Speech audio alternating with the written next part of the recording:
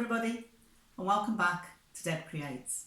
So today we're going to look at some needle felting, and we're looking at needle felted birds in particular.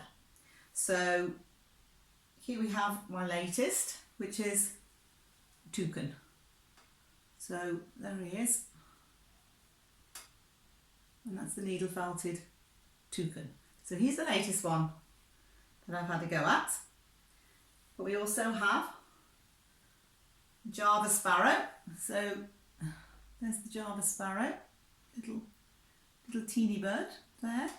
So he's cute. And this one I put on a frame because just to make it interesting. So that's a hummingbird, and he's on the edge of the frame with a flower inside. So what you basically do is make the bird and then put something that the bird might desire inside, and you can make yourself a nice sort of little picture with that. So it gives you something to do rather than knowing what to do with them once you've made them. You can't just sort of stand them around. So it's quite a nice idea to either put them into pictures and inside the frames, or to put them on the outside of the frame, looking at something that they like. And I got that idea off the internet. I pinched it basically off somebody else. So I was looking at somebody's work, which was so fascinating. And I'm trying to think what the name of the site is now. It'll come to me in a minute. But they had actually used frames and put things on the outside of the frame, and maybe one bird on the outside and one bird on the inside, or a nest on the inside, things like that. And I just thought it was a fascinating idea. So I decided to have a go at that idea. So that's my my version. Not as good as theirs, but it's my version of what they were doing. So the birds I've got have come from this book, and it's called Cute Birds to Make with Needle Felting. So there you go, that's the book. So you can get this off Amazon, or or you can get it off the book site as well, but it's off Amazon. And it's by someone called Miwa Utsuni Maya. So it's a very foreign sounding name. So I know I haven't said that right. So apologies if you're out there, but that's who it's by.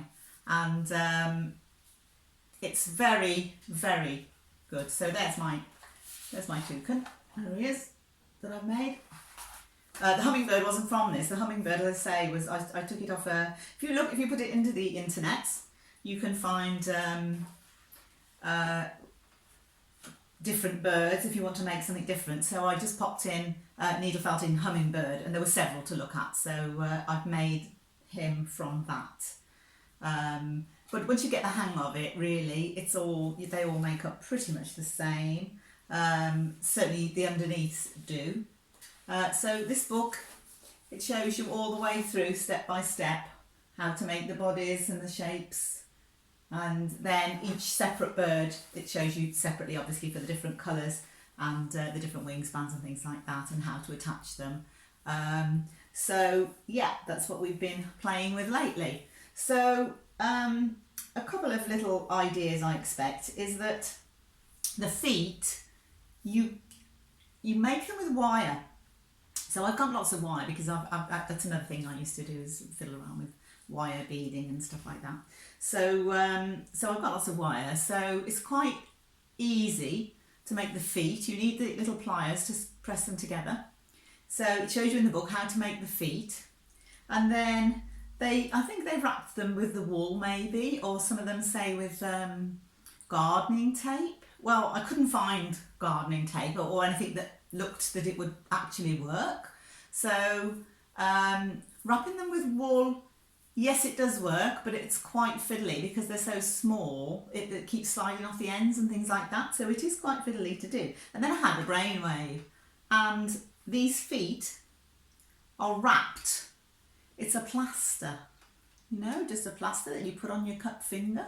And I cut it into little strips, and I just wrapped it round, and because you can get it quite fine, and it actually looks like the colour of bird feet in the main. So if you needed black feet or something different colour, you can paint it because it's textured. You could actually get paint to stick to anyway. But I've just basically wrapped the feet with sticking plaster. Obviously not the bits with the padding on. So you just cut down the outside edges. So if you had one of those where it's in a roll that you cut off as the amount that you want, that would be perfect, because then you can cut a nice long strand and wrap it all the way around. I've been using shorter ones, so you have to cut a few different strips to cover the feet. But I think it works really well, so I'm quite pleased with that. I've yet to paint one. So the Java Sparrow's feet are done in the same way, and they're just wrapped with a plaster that goes on your finger. It needs to be that thicker sort of plaster, the one that is sort of textured, not the really thin ones or the ones with the little holes in, but the more textured, thicker plaster that you would put on your cuts. It needs to be that one, I think, because the thin ones, it's just not going to, it's going to look a bit funny, and they are funny texture, some of those. So I've used the thicker ones, and the type that you can buy generally in a roll. So that's an idea if you're a bit stuck on making your feet. Otherwise than that, the eyes are actually, they're a little box of little black eyes that I bought. So you can buy those from the craft shop, and you buy them online.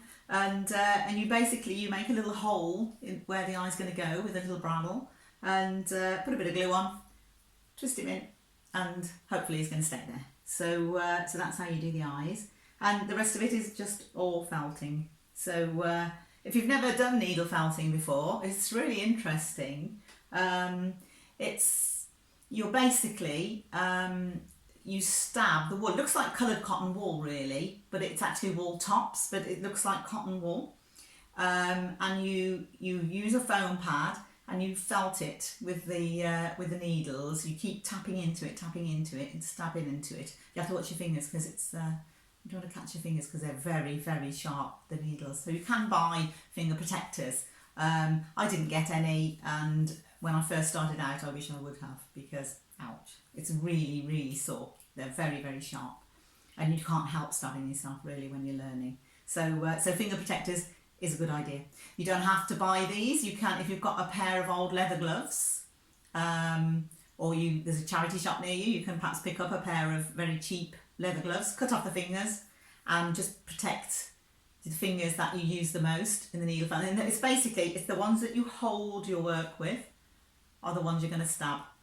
So when you're holding the work, if you're working on a small bit and you decide to hold it to do that, it's very easy to actually miss the bit of the bird you're trying to work on and stab yourself. So I've done it many times. So I'm getting better at it now, so I'm not doing it as much. But anyway, there we are. There are our needle felted birds. So lots and lots of different birds to choose from. We have in here, we've got 35 projects in this book.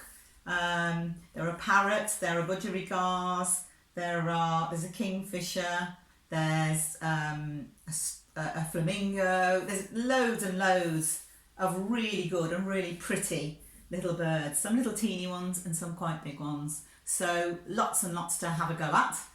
So, and as I say, all the instructions are in there. So if you've never needle felted, it does give you a very good basic idea of how to get started. You do learn as you go along, but it's great fun and fascinating little projects to make, and I'm very pleased with how they've come out. So anyway, if you like my needle felted birds, give me a thumbs up.